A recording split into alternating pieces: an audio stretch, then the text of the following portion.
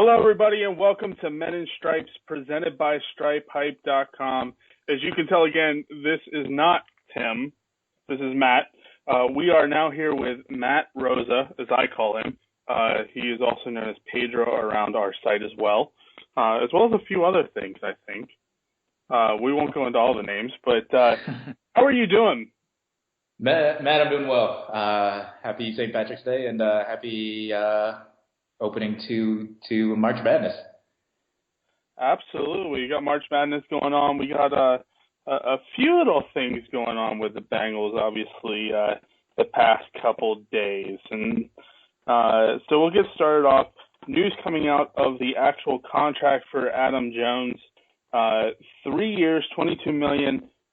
But the intriguing part is the $9 million for this season. What's your take on that? I'm torn on that one, because Pac-Man's obviously earned his money in his time here with Cincinnati. He was a bargain for, the years before. So you can look at it in, as a fan, he's getting his money. But if you look at it from a business perspective, you're paying $9 million to a 32-year-old who had the same neck injury as Peyton Manning. His future is, I hate to say it, it's pretty questionable, to say the least. I'm going to stick with the fan side, though, because I think Pac-Man brings a swagger to this team that you can't really put a dollar amount to. I mean, you can just think of it yourself. When you see 24 go back there in a punt return, it just gives an entire different feeling in the entire stadium, and I'm sure that the punting team feels the same way. So he just the attitude that he brings, I think I can go ahead and confidently say it's money well spent. Absolutely, no. I for the most part agree. I'm hesitant to say the $9 million was well spent, but that also means that $9 million gets eaten up this year. That leaves $13 million to split between year 2 and 3. So $6.5 million for year 2 and 3 doesn't turn out to be a ton for me. So I'm going to say at least you pay him now with both Andy Dalton and AJ Green's contracts growing. That's not a bad thing that it drops off in year 2 or 3 as well. So. Pay him this year after he's proven that he's had a good year, and we'll see what he does this year with the money for sure. Yeah, absolutely. So the other thing coming out of Bengals Central today is the rumor, at least it is rumored, it hasn't been confirmed by the Bengals, so it's speculation to this point, but Taylor Mays, who, by the way, is suspended for the first 4 games. Right. Is supposedly agreed to a contract with the Bengals. Yeah. So Taylor Mays, former Bengal, he was a former first-round draft pick. I mean, when he was here with the Bengals, I'm sure Bengals fans agree with me when I say he was one of the most frustrating players that we've had, because you could see that the talent was there, but just for whatever reason, never really put it together. He would go, a 2-game span playing phenomenal, and then just went back to the Taylor Mays that we knew. He will always have a place in my burn book because I went into every offseason telling everybody that this is going to be the year that Taylor Mays finally stands out. And he never really did until, obviously, we got rid of him. So, you know what, maybe I'm back on that wagon. If they sign him, if it's true, this is going to be the year Taylor Mays finally stands out. But it's probably going to be on special teams. I'd say you're starting to jinx it again. Maybe. No, I've seen a couple things, and I know Dylan wrote a decent article on this, and possibly even so an article that kind of makes me scratch my head if it's true, and that's the possibility of Mays becoming more of a linebacker than a safety Which, if that's true, it kind of makes me scratch my head and think, okay, what is the Bengals really doing here? What are their intentions? Is it really that? I don't know. It's caught me off guard with that idea, but is it something that TaylorMade could easily switch into? I mean, my hope is that in signing TaylorMade, this may be a veteran minimum type contract, that it doesn't cost the Bengals a ton if he doesn't pan out. Yeah, absolutely. This is, I read Dylan's article too, and then that's why I didn't mind the May signing, or if it's true, because of that. I correct me if I'm wrong, but didn't he get forced into playing linebacker? Was it 2 or 3 years ago when pretty much every linebacker that we had on the roster was hurt? It was the year Robert Gathers was even playing linebacker. So I mean, I think he has experience there, even if it is forced.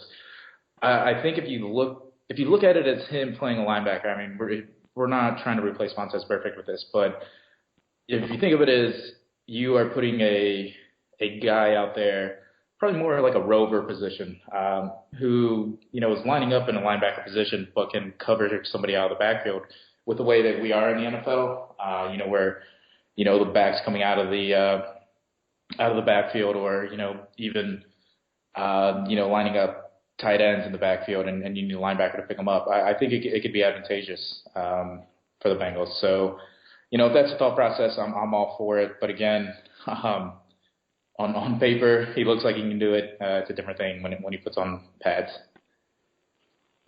No, absolutely, and I fully agree with that. And like I said, my hope is that this is kind of a league veteran minimum contract, or something close to it, that they take a look at him a little bit closer, and almost kind of like a roster invite to spring training, take a closer look and see who is he now.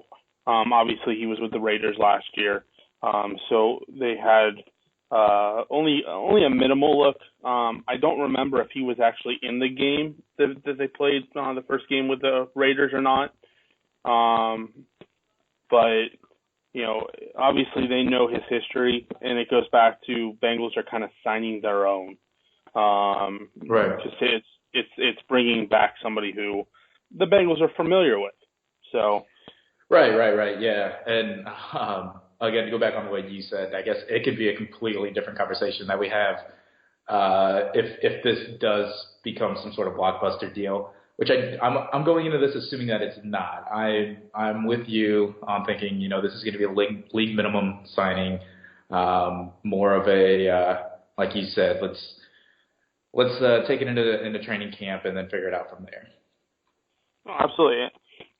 The big thing too, and this one's coming out of Ravens camp, and I'm kind of scratching my head at one thing, and then also looking, going okay to a totally different. And number one is they signed Mike Wallace to a deal.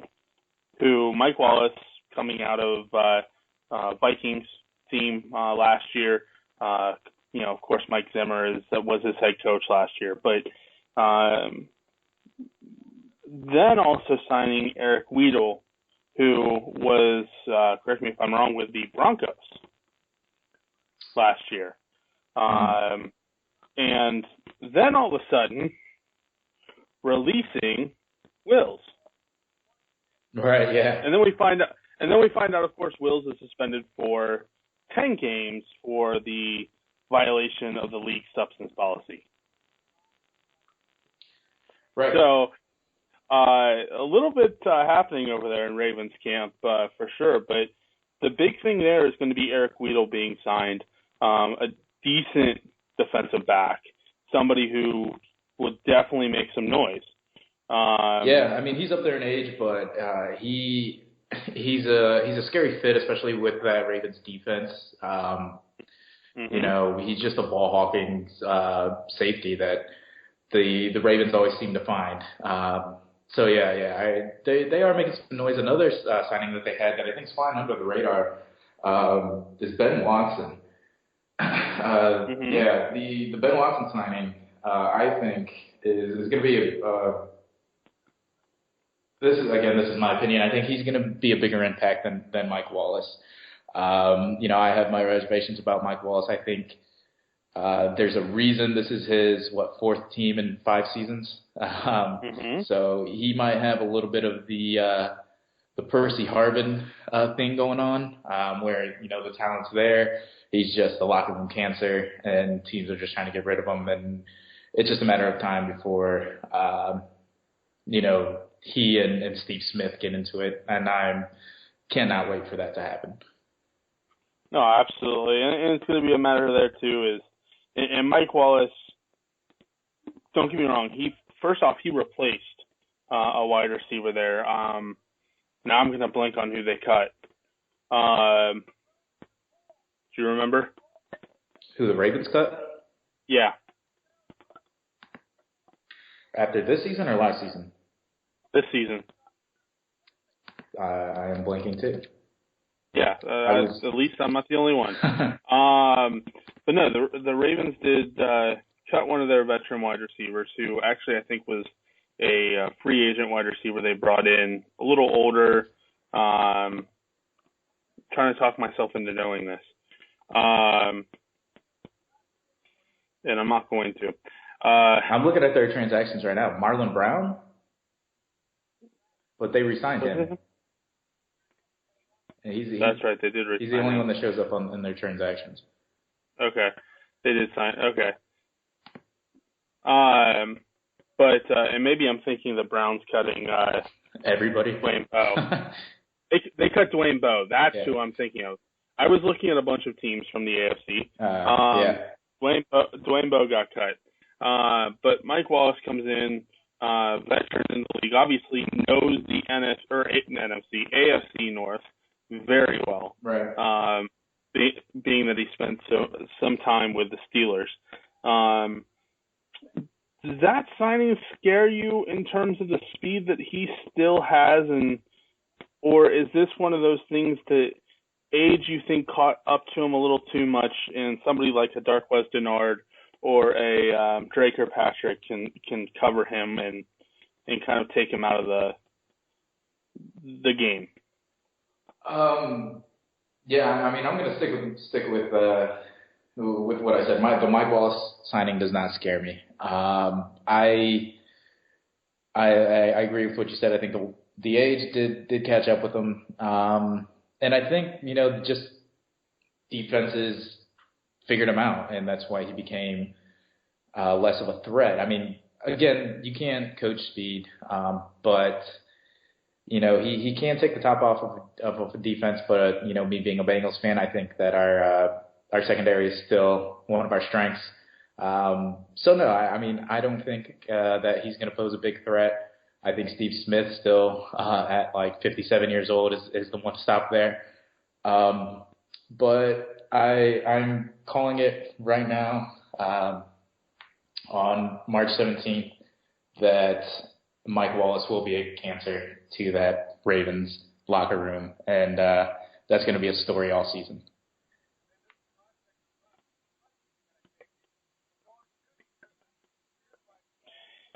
So, going off of the Browns, because I found this the funniest story of the day.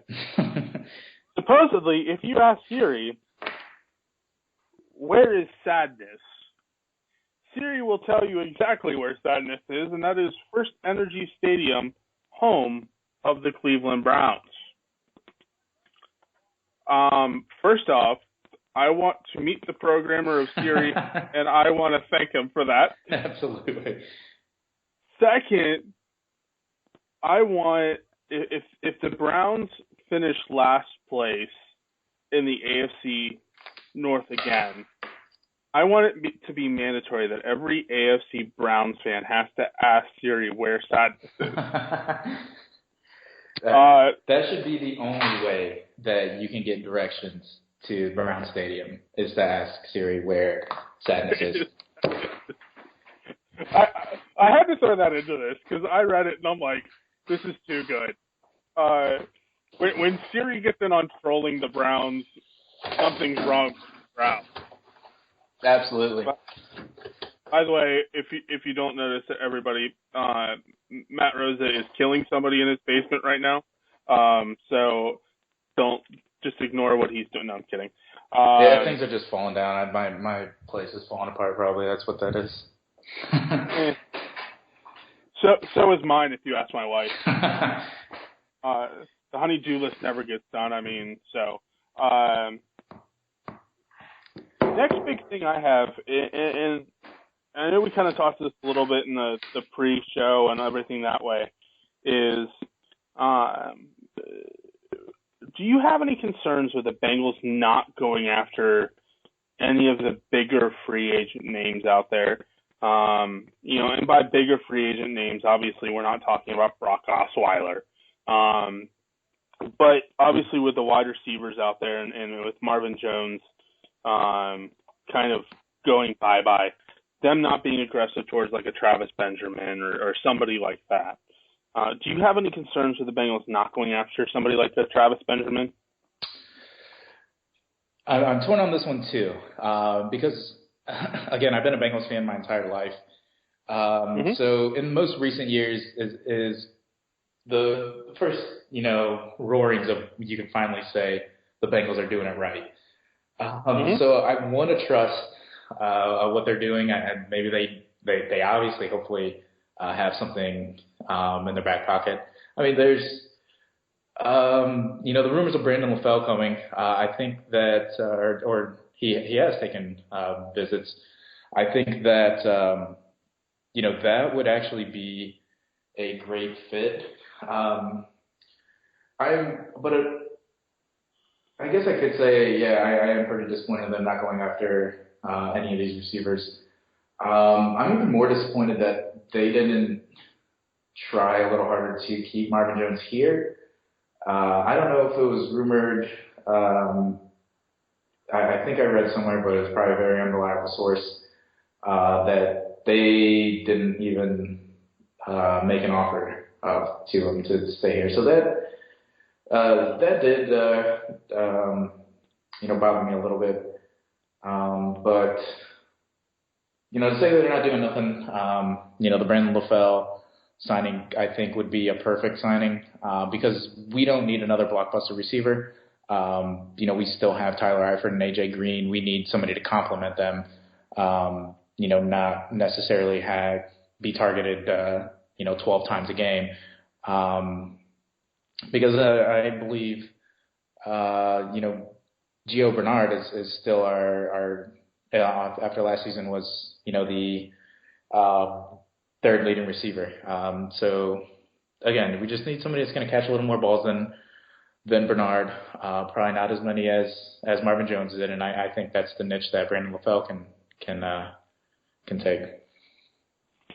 Yeah, and I mean, if you're one of the Facebook people that basically sat there and said no, to the Brandon LaFell thing, let me just kind of go back to the article I wrote yesterday, announcing, and by the way, I'm proud. I was the second article out compared to NFL.com. I was proud of that. That's awesome. Let me go back to kind of what I said there. In 2015, there's no doubt that he struggled. When you only catch 50% of your targets, he had 37 catches on 74 targets. So he had exactly 50%. There's an issue, yes. When you go back a year before that and look at his 2014 year with the Patriots, and he was a true number 2 wide receiver, 9 touchdowns, over 900 yards, over 70 catches. He has his issues, yes. But so did Mohamed Sanu. And you're not looking at bringing in a veteran wide receiver to be your number 2 because, honestly, I think they're going to draft their number 2 wide receiver. Whether it is Tim's favorite guy in terms of Will Fuller, or whether it is Corey Coleman, whether it is Tyler Boyd, whether it is Laquan Treadwell. I have a feeling their number 2 is whoever they're going to draft. Yeah, I agree. Which is a little different to, not to change subjects too quickly. But I think this is the first time in a couple of years where our first round pick is somebody that we're going to need to contribute right away. Absolutely. And I mean, of course, they picked the past couple of years, they've picked guys who were, I don't want to say projects because projects is the wrong word. They were building a foundation for the future is the way I would phrase it. Exactly. And so, I mean, we saw Darqueze Dennard. Darqueze Dennard was a solid defensive back for Michigan State. He has shown flashes of being a solid defensive back for Cincinnati if he can stay healthy. Right. We look at Cedric Ogbuehi. When he came back to from his injury in 2015, he looked like a solid option in 2015 with a little more experience under his belt. But that's what the Bengals seem like they try to do, is they try to get guys who, get a little bit of experience in year one, not a ton, but kind of be ready to go in year two. And we see that with Andre Smith moving on. Right. That it's Cedric Ogbuehi's job, unless, and I use unless because Jake Fisher has shown his versatility and his flexibility at being a very good option for this Bengals offensive line, as well as when Ryan Hewitt got injured and was their fullback. Right. But, it comes back to Ogbuehi is a great player. They took a risk on him because of his injury to his ACL. And so this, as you said, this is kind of the first year since the A.J. Green signing that they're asking their first-round draft pick to be that guy. Exactly. And, another reason why I am not overly concerned about the receiver position is I think, Mario Alford is still going to be a player for this team. We obviously saw him for maybe one game, and I think he had one catch off of one target last year. So, I mean, he catches 100% of the balls that are thrown to him. But that guy, I think, is the perfect slot receiver for this. He has flashes of, Baby Hawkins when he was here. Is just a guy that can create his own space and just has the speed. I think he ran a 4.27 40. So the guy can fly. So I think they still have pieces of the puzzle that we as Bengals fans might have forgotten about just because we were so used to Mohamed Sanu and Marvin Jones being out there every Sunday. But there's guys licking their chops ready to get on the field here that are already on this team. Yeah, I mean, James Wright is a good player. Right. We saw Rex Burkhead play a solid role for sure. And Rex Burkhead was playing a whole new role. Rex Burkhead is a running back who all of a sudden they said, you know what, you have solid hands. We want to push you into a wide receiver type style with some options out of the backfield as well. And so, right. And going back to sorry to cut you off, but you're good. To piggyback off that, going back to the blog that I wrote a couple weeks ago, is I am still 100% on the Jake Kumro train. That guy reminds me a little bit of when Chris Henry was here, just a tall, lanky slot receiver that can play the ball perfectly in the air. That guy could be a tear in the red zone, but I do understand that he was on the practice squad for a reason. But I think he has an opportunity to make this roster now. Yeah. No, he absolutely has a solid opportunity in front of him to do something with it. And I mean, guys like Brandon Tate are going to come in. And I'm with Tim. I hope this is just a we're bringing you back into camp to see if you're going to give us anything, and then cut him. Because I do not like Brandon Tate. Yeah. I do not think that he is a contributing member to this team in many ways. And some people who might defend him might say something about special teams. But in all honesty, I don't think that he is the answer. And I think that this was a year to move on from him. And so the fact they didn't kind of is like, thanks. No. Yeah, I agree. That was obviously the least sexy of the free agents being brought back here to, I think, all of Who Dey Nation. That when I saw that they were bringing back, and I agree with you. I don't see him making out of camp, but honestly, I didn't see him making him out of camp last year. I understand that being a punt returner, there's a lot more than just scoring touchdowns and getting yards. It's all about ball security. But there's got to be somebody else out there that just that can contribute more than what Brandon Tate is bringing to these Cincinnati Bengals. No, absolutely. And so, again, there was two guys that I did not want to see back on this team, and one was a little bit more personal, especially after he didn't defend. And that is, I do not like the Eric Winston re-signing, because Eric Winston, no offense to me, I think he is just a roster space. I don't think that he is that great.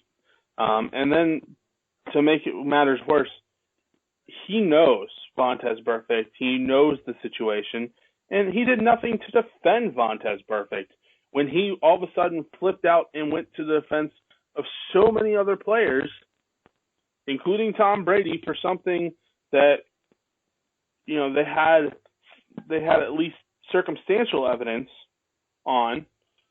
He would go and defend one player's right, but when the NFL has totally, in my opinion, screwed Vontaze Burfict with the number of games, and it's come down to Commissioner Roger Goodell, and yes, I say God.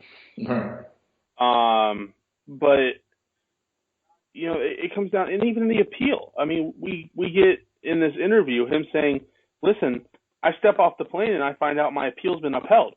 What's the point of an appeal if you're not going to have the player there to tell his side? Right. And you're just going to make the decision. If I'm the NFLPA, I'm jumping up and down. And I'm saying, hey, wait. An appeal is about talking with the player and getting the answer and getting both sides and seeing what everything's about. If you're going to make decisions before you even essentially get to the appeal process, then it's not an appeal. And I'm doing the exact same thing that all these guys did for Tom Brady. I'm suing the NFL. Yeah, is Winston still on the Players Association? Eric Winston is running for his second term as NFL PA president. Yeah, that's. I mean, I agree with you 100% there. I mean, that's like having a guy in your group of friends that's ridiculously annoying, but you keep him around because his parents are rich and you can go out on their yacht and stuff.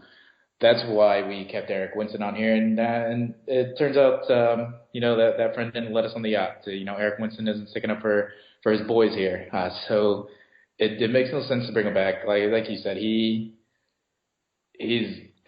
there's better 30-plus year old tackles out there than Eric Winston. I think the advantage of having him was having an in with the Players Association. But if it's not going to work in any of our favor, what's the point? And I mean, so to me, I think Eric Winston is a waste of space. They could bring somebody else into training camp that could do the exact same thing. They could bring one of these young guys. They have also the fact that they have 3 offensive tackles. They are most likely going to draft a guard. And so the fact that they're going to draft a guard is going to make him essentially obsolete. And so my thought process behind this whole thing is If you're basically just bringing him back so he can run for NFLPA president, then it's a joke. If you are bringing him back because you think he is going to be a contributing member to this team, then you're fooling yourself and you're trying to fool the fans. Yeah, I agree. I think he's another one, though, that we'll have another conversation after training camp to see if he's still on this roster. Oh, absolutely. So we'll get off my hot topic. Yeah, you got a little fired up there. That's my hot topic. We have another hot topic coming up too, by the way. And we'll reset here real quick and say this is, of course, Men in Stripes, brought to you by Stripe Hype. Matt Wilson coming to you with Matt Rosa, guest co-hosting for Tim, of course, who is off for the second week in a row. Lucky him. No, I'm kidding. I enjoy doing this. I love doing this. So we will get Tim back next week, but at the same time, I'm having fun because I'm getting to talk to my writers and getting to pick their brains as well. So this is complete and utter fun for me. So we're going to go, and we've kind of touched on this a lot during this, of course, this program since it started. We're going to continue to touch on it until, of course, the draft day, and that is their draft needs. We've seen a couple more people come in, of course, in terms of Pat Sims signing his contract.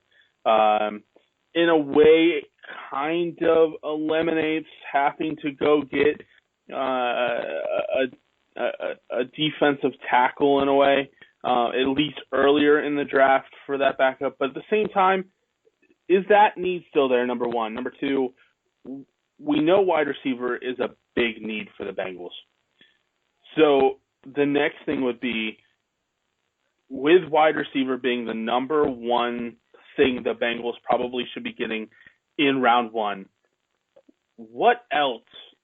What are the secondary needs, or what is even another primary need that the Bengals need to get when the draft comes in late April? I mean, that's a good question.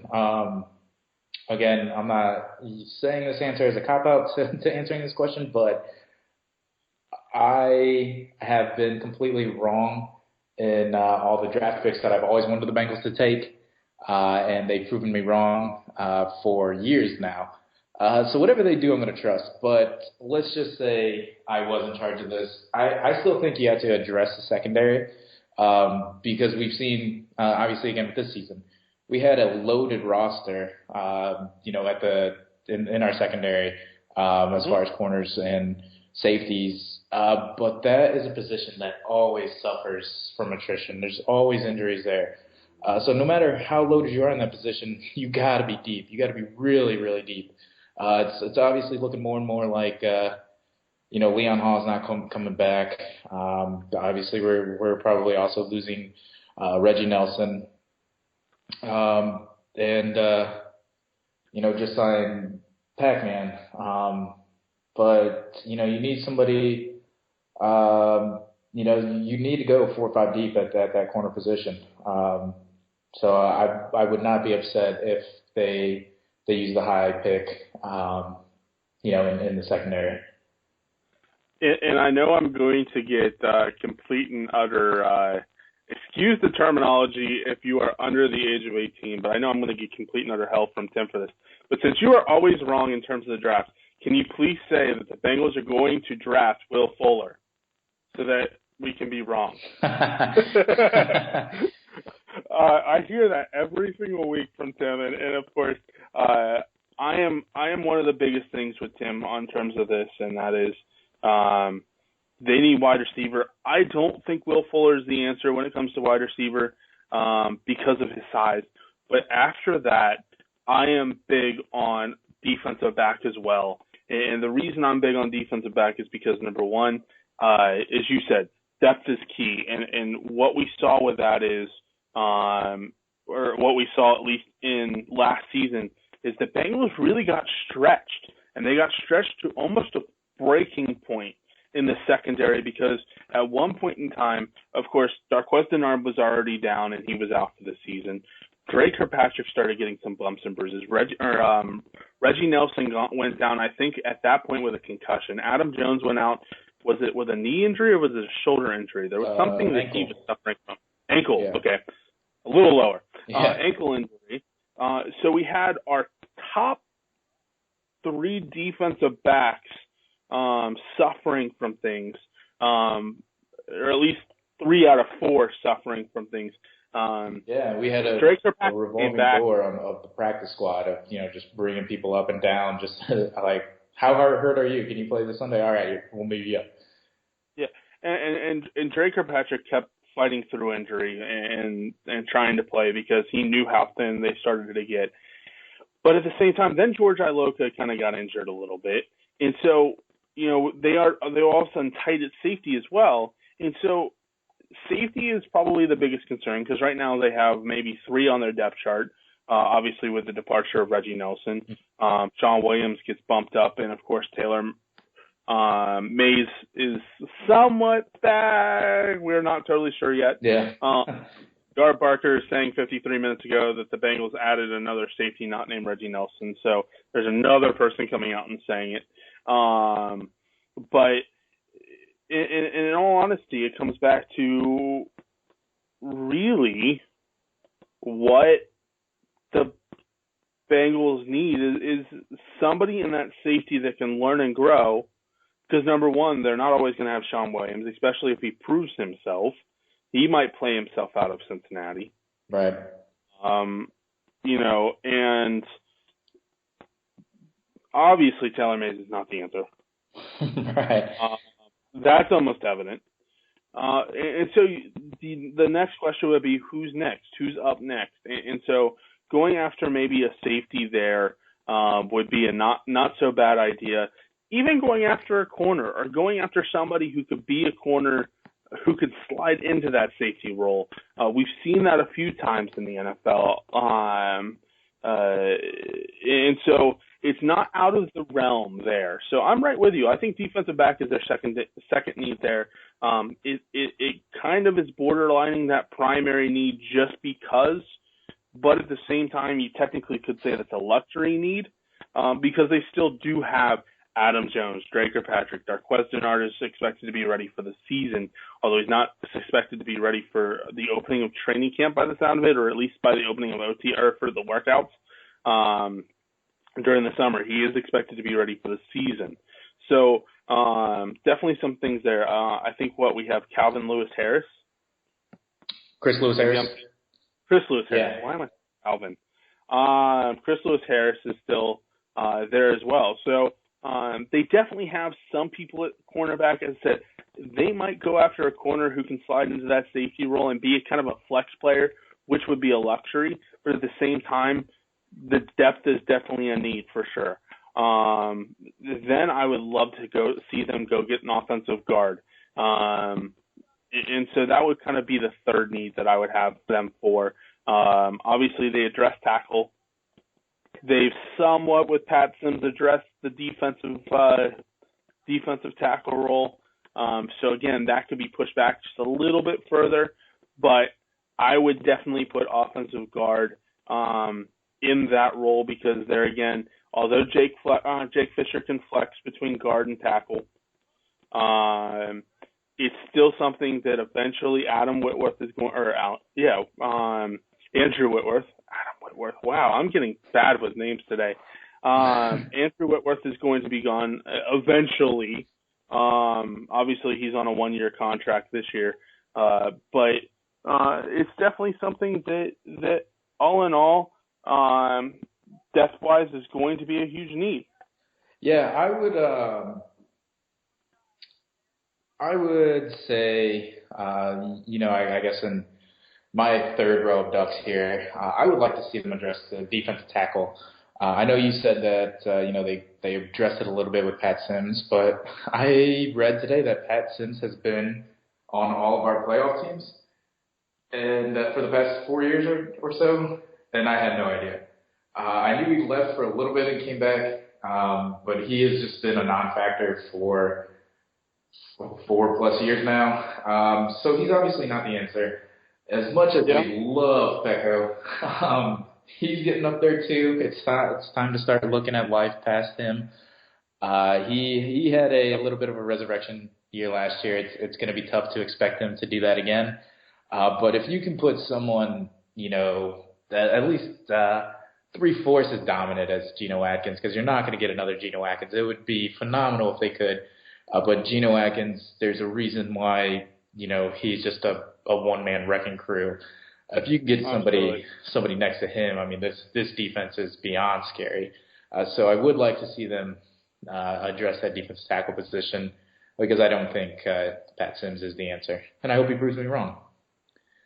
I hope you are. But at the same time, I agree. I somewhat agree with you. I said I think it was a temporary Band-Aid. That's why I said it's been addressed at least to a point, because it is a temporary Band-Aid. But at the same time, my ultimate duo would be Geno Atkins and Aaron Donald. Those two would look great together. And for a little bit, I thought Aaron Donald was going to basically be cut because LA was cutting everybody. Yeah. But he didn't. Darn. But in all honesty, I mean, it is very hard to find somebody like that. Aaron Donald, Geno Atkins are two guys in the NFL who are dominant at their craft, and we don't see guys like that very often. Although we will get to see a defensive end for the first time in Ohio State next year that is supposedly better than his big brother. And it will be interesting because Joey Bosa's little brother is supposed to be better than him. So my thought process there is trade somebody away and get him when he becomes the end of the NFL draft. No. It's going to be interesting to see really where this defensive line goes over the next couple of years, because obviously Geno Atkins is tied up for the next couple of years. Right. Michael Johnson is tied up for 2 years still. Was it a 3-year contract, 4-year contract? I want to say 3. So he's still tied up for 2 more years, possibly 3, depending. Yeah. And so Dunlap locked up. I don't know. When did he sign his contract? Dunlap, I thought, got a new contract 2 years ago. Okay, so it was fairly recent. Yeah. So he may be one of those that if he isn't after this year, he will be after 2017. Maybe 2018 at the latest. But we can make one thing clear, and hopefully you can agree with me on this. Domata Peko is a Hall of Fame fullback. Oh, absolutely. Hall of Fame fullback, and after this season, I think that his belly dance was, I mean, that rival was the Icky Shuffle. It was phenomenal. I loved it every time. I didn't think I was going to get to see it as much as I did. Again, like I said, he had a resurrection year, and it was phenomenal. Loved it.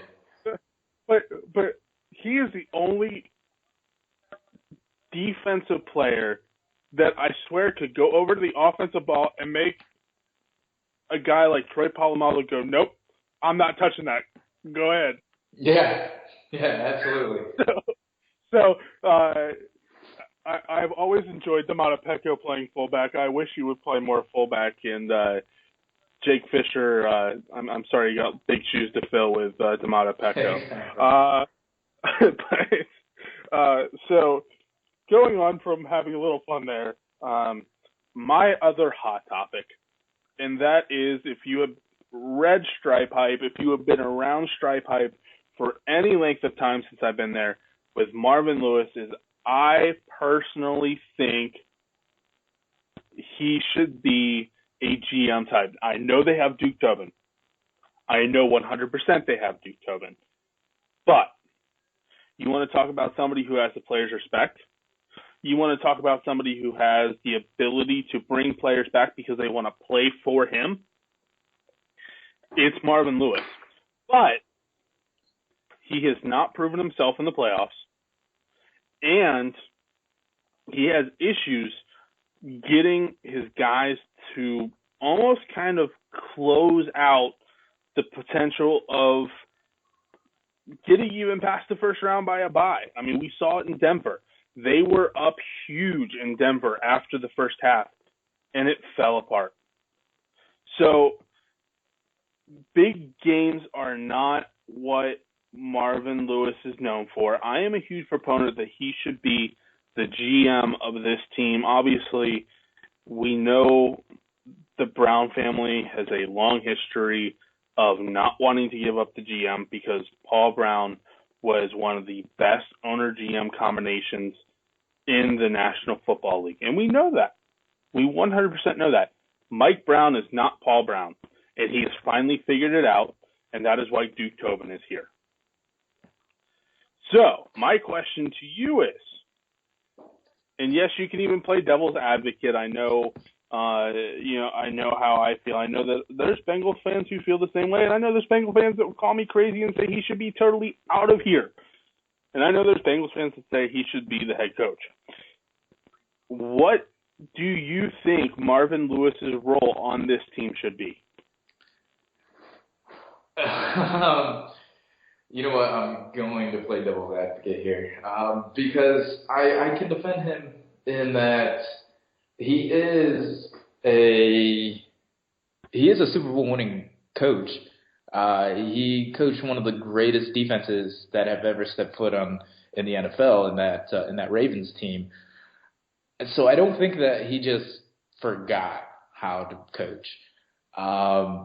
But I can see where you're coming from as far as, the closing out of games, things like that. I just think offense isn't his specialty. That's why he had a guy like Hugh Jackson here, which speaks to his ability to put the pieces together, which leads into I can also see him being great in this in a GM role. But to go off of what you said, in that he has the ability to change players. Obviously, you can see that with like a Pac-Man Jones, and put them down the right path, and like you said, make them want to play for you. I was listening to Colin Cowherd the other day, which I know us as Cincinnati fans should hate Colin Cowherd, and this is something I disagreed with him. But he was saying that a head coach in the NFL needed to be like a bad boyfriend. They needed to be somebody that, needed to just use people and just throw them away and move on to the next one. I think obviously he was talking about like Bill Belichick there with the way that they do things. But I think, keeping together a foundation, the way that Marvin has been able to for the past couple of years, that's going to lead to a lot of success. I mean, I can see the knock on him because he's become the victim of his own success, really. He I think we tend to forget how things were in the 90s and the early 2000s. What Marvin's done, to Cincinnati fans is crazy, because now we expect to win, and now what he's doing is not good enough. When I lived through 2-14 seasons and things like that. So same here. Yeah, I think he's still a great head coach. I don't know that. I think he's getting a lot more blame for these losses than he should. I don't think that he called a running play to close out the clock where Jeremy Hill fumbles. I think Jeremy Hill fumbled to lose that playoff game. But it's still going to go down on him. So I know I really sat on the fence with that answer, but to answer it simply, I want Marvin Lewis a part of this organization in some way, shape, or form. Absolutely. No, I'm fully in agreement with that. And you bring up a great point, and that is the fact that, number one, he didn't fumble that football. Jeremy Hill did. We all know who actually would have been in there if it wasn't for a shot by Ryan Shazier that was an illegal shot that the NFL basically is saying, oops. Right. Which, by the way, is a joke. Yeah. And I'm tired. And for those who this is the first time listening, I live in Pittsburgh. I live among these idiots. And I say idiots. Believe me, I fight them every day, so I get the right to call them idiots today. But at the same time, you know, you hear all these Steeler fans come out and go, well, the NFL's against us, especially with James Harrison and the suspension and the fines and all this stuff from the Steelers. Oh, the NFL's against us. No, the NFL isn't. The NFL is not sitting there going, you know what, you're the Steelers, we hate you because of this. They're not doing that. If they truly hated you, I hate to break it to you, Mike Tomlin wouldn't be on the competition committee. Right. If they hated you. If they hated you, that assistant coach that pulled Reggie Nelson's hair wouldn't have got a slap in the wrist of like a $10,000 fine. Oh, wait, hold on. It got rescinded. Oh, well, God, all right. Yeah, it got rescinded. So there again, they don't hate you. And it's easy as a Bengals fan to say, well, the NFL hates us. No, the NFL doesn't. They're just idiots. They don't have the best leadership. The reason why Roger Goodell is still the commissioner of the NFL is because he is the yes man to the NFL owners. Oh, yeah, he's a puppet. We know that. He's a puppet. And so if it wasn't for Jerry Jones, if it wasn't for Bud Adams, rest his soul, if it wasn't for Mike Brown, because Mike Brown puts the guy in every year too. He extends the contract every year or every time. So Mike Brown's part of the problem. So if it wasn't for these owners, a guy like Roger Goodell wouldn't be there. And so we see that. And so, no, the NFL does not hate you. Mike Brown may hate you because he keeps voting for the guy. But it comes back to the whole idea of I got on the Mike thing with Mike Tomlin and Mike Brown. But Marvin Lewis is a good entity, whether it is in a head coaching position, whether it is in a player personnel position like a GM. And again, I know we have Duke Tobin, but we haven't seen Duke Tobin really do too much. This is really Duke Tobin's first chance to prove himself with this NFL draft. And granted, I know he was somewhat around the organization last year, but at the same time, this is his first real chance at a draft. Marvin Lewis has proven that he can draft players.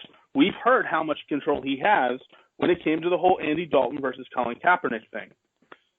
Marvin Lewis wanted Andy Dalton over Colin Kaepernick and got it. So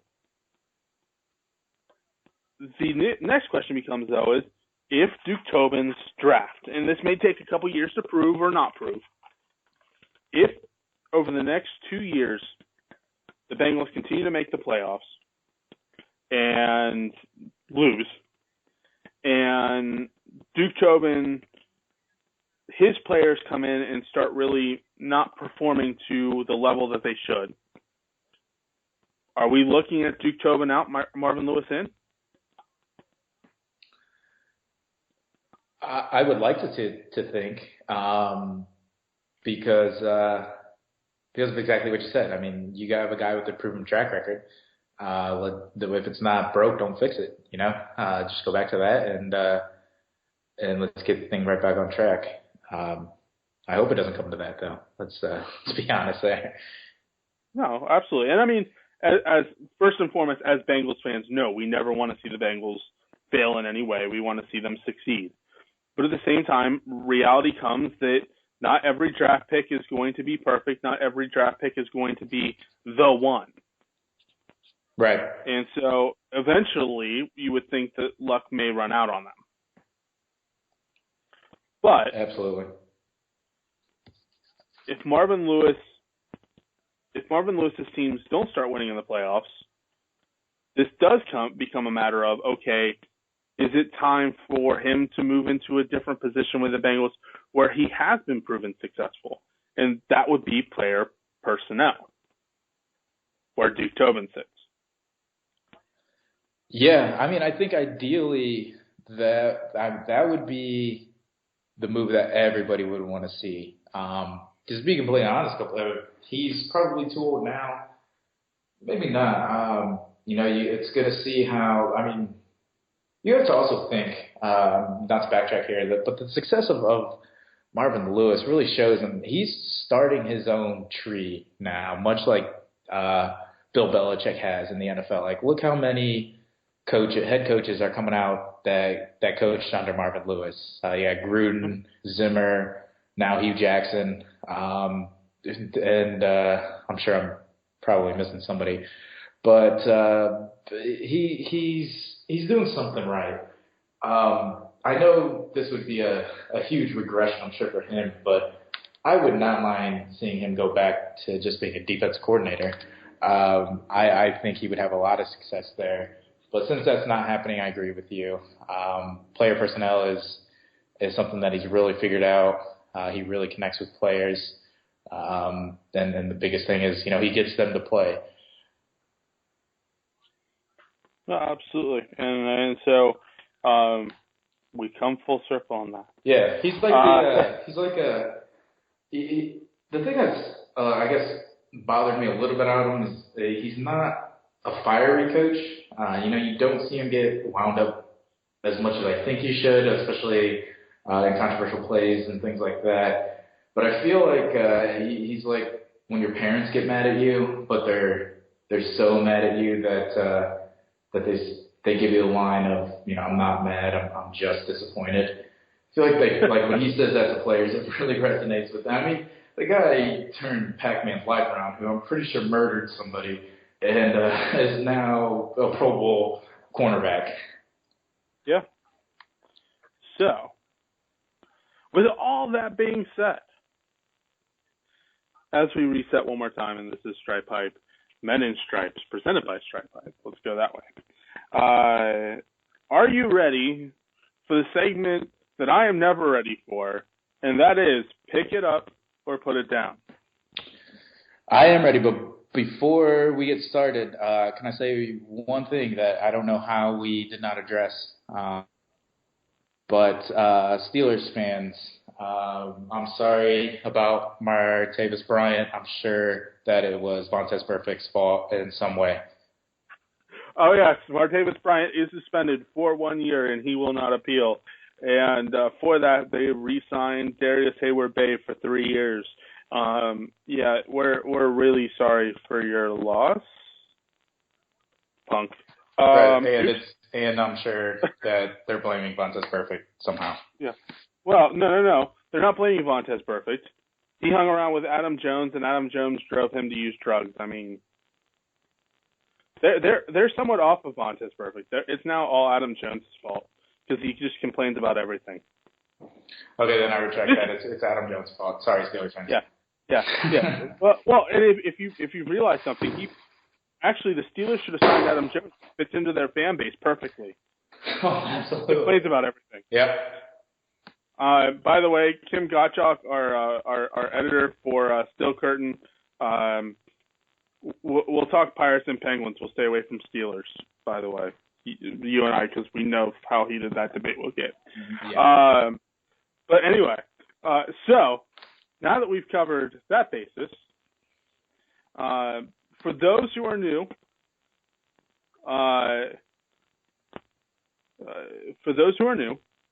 picking it up means in some form we are agreeing with it, number one. Number two, we believe it's going to happen. Or number three, it is in the realm of possibility to the fact that it has a higher likelihood of not. Than not, sorry. Putting it down means absolutely not. How dare us? And, yeah, everything else. It's a disagreement. Get over it. Anyway, so the first one. Taylor Mays makes it out of training camp onto the roster.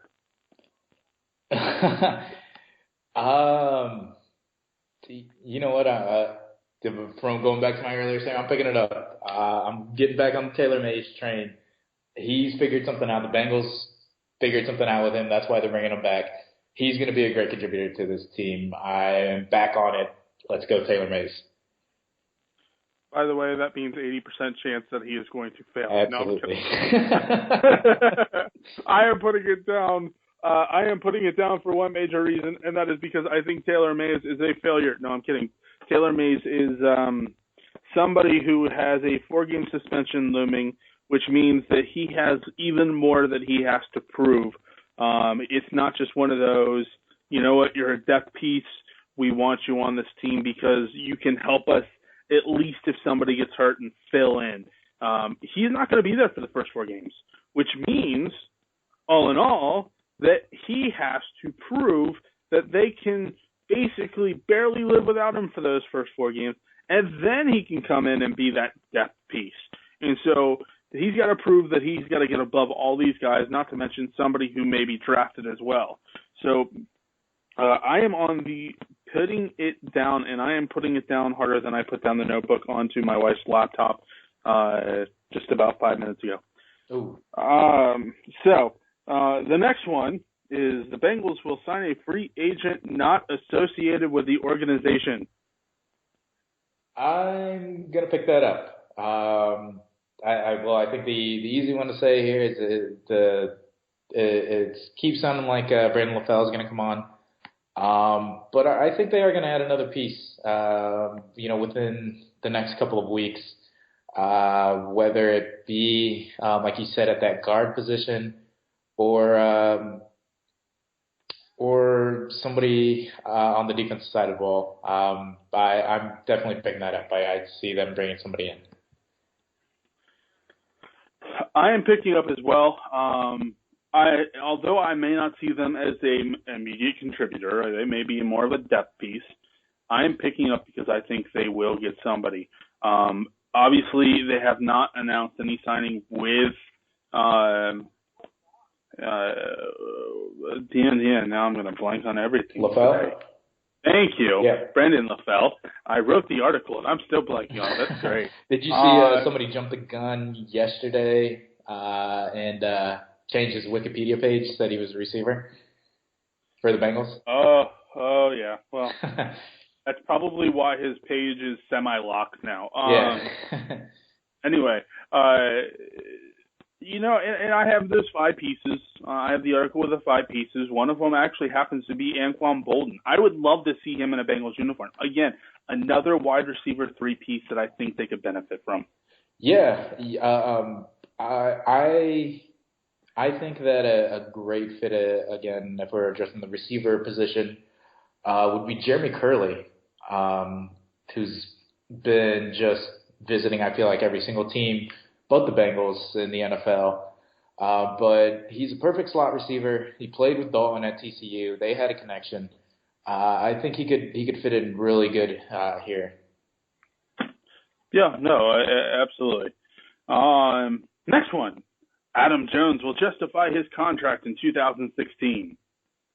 I'm picking that up. I'm picking it up because Adam Jones is a football player, and I say that with the most respect.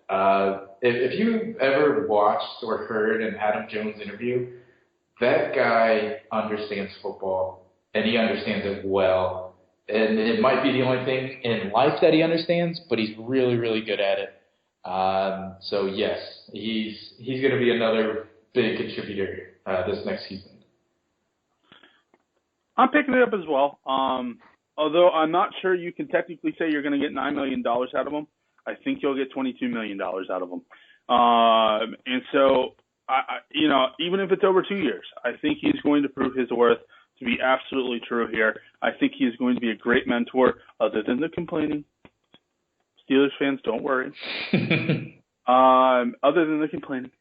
I think he's going to be a great worth to the younger players like a Dark Denard, like a Drake Kirkpatrick, to really get them into how to play like a Pro Bowler. And not to say that Drake Kirkpatrick isn't a Pro Bowler, he's not, but he's close. and he's somebody that with a little bit more more experience, maybe he can be there. And same with Darqueze Dennard. If he can stay healthy, I see him being a great asset to this team. And Adam Jones and his experience can just take him to that next level. Right, yeah. I mean, I agree 1,000,000%. What I meant by that, if you've never listened to like an Adam Jones interview, is he goes through like his daily routines, and if he can instill, what he does, he wakes up like 5 in the morning to watch film and then work out and then eat right. If he can instill that, in these rookies, who Dennard is already one that's already said he was eating McDonald's every day, and he just was not ready to be an NFL player. That they need somebody like Adam Jones to really use that potential and form them into, like you said, a Pro Bowl NFL player. And with that too, I mean, one thing I was hugely impressed with, and I'm sorry to get a little bit off topic, was just to kind of show even how much his work ethic sometimes rubs off.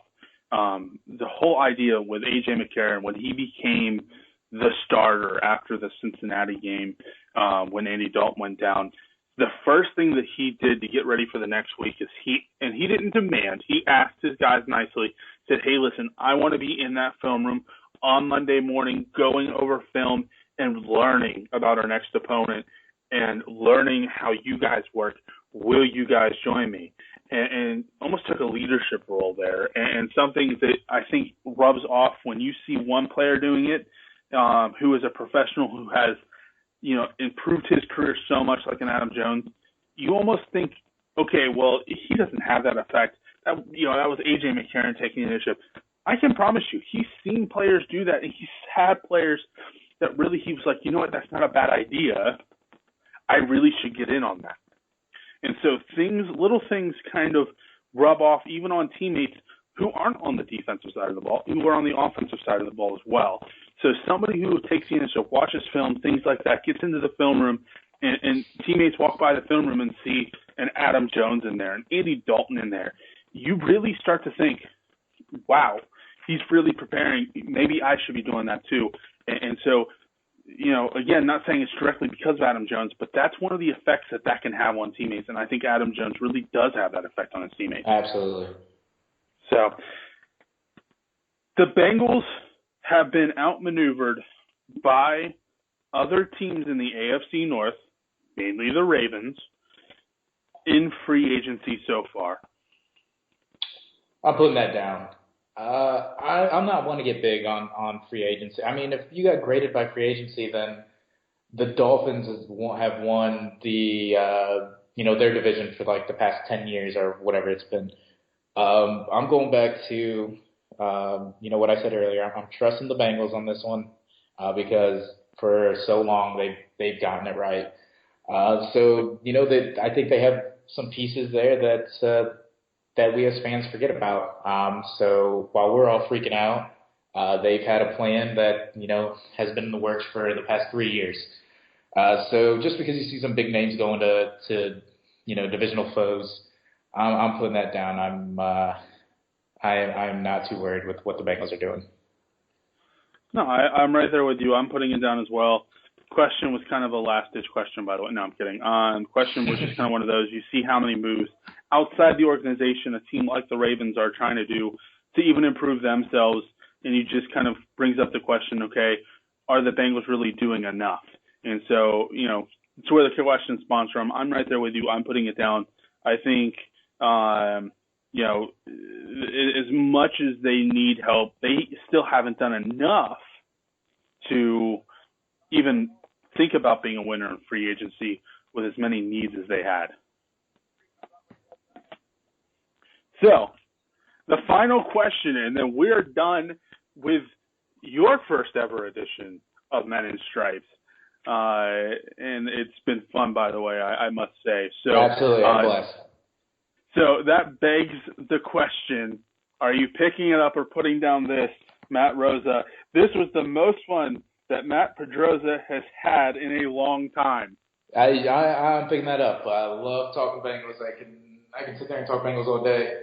And just note that that is saying a lot with this being St. Patrick's Day and the opening day of March Madness, and I'm a huge sports fan all around. I wanted nothing more to do than talk Bengals with you guys and get a voice out there to Houday Nation. Absolutely. And being the fact that I am part Irish, I must say that it was a major fun. I did not have my bangers and mash, so I am very disappointed in that. But I do have to say, as part of the Irish, it is much fun to do this on St. Paddy's Day because, number one, I can't drink. Lovely. Go figure. Not to mention, too, I have a 5-year-old in the other room that is depending on me, so I really can't drink. But number two, the start of March Madness, of course, all the fun stuff, and as much as I hate refs now because of March Madness. And then number three, as I said, Kim, we'll definitely have to talk Penguins because I grew up, of course, in Cincinnati when there was no Columbus Blue Jackets, so I've been a Pens fan all my life. Wow. They're playing the Carolina Hurricanes, so it's a trifecta for me. So, gotcha. With that being said, Matt, thank you so much for joining us on this week's edition. I loved it. Thanks for having me. We are hopefully, I know Tim is working on some stuff, that we are hopefully going to be able to bring on guests and bring on a third type person every once in a while onto the show. So we'll definitely have to get you back, hopefully with both of us. Absolutely. But even more, hopefully next time you get to have a little fun with Tim because for some odd reason, if I become off, like holiday or family or whatever, because you got to have a little fun with me. Tim is a riot, and he will tell you, especially if you talk to him before draft, that Will Fuller is the best thing since sliced bread. And Jalen Smith, if he falls to the Bengals, will be the Bengals' answer to everything. Well, I can't wait. We have a couple weeks here until the draft. I guess we'll try to make that happen. And for those who don't know, Tim will not be around for draft day, and that is because he's going to the draft, that bugger. Yeah, very jealous of him. So if that's a hint to anything, as much as we enjoyed Sean last week, we definitely enjoyed Matt. Matt, we may have to bring you back for draft day. I'll check my schedule, but I'm pretty sure I'm open. So keep listening to us here at Men in Stripes on stripehype.com. Keep reading the articles. We are looking forward to having Matt back eventually, and it may be draft day, especially since Tim will be gone. So keep it here on stripehype.com. Keep it here on Men in Stripes every week, every Thursday, also on YouTube. And we have a new email address. So if you think of questions, please email us. It is meninstripes@gmail.com. So that's meninstripes@gmail.com. Email us your questions. We'll love to be able to answer them now on the air now that we have an official email. And also, if you missed an episode, it's on YouTube. Men in Stripes is the page name. Thank you so much, Matt, for joining us. This is Men in Stripes. Houday.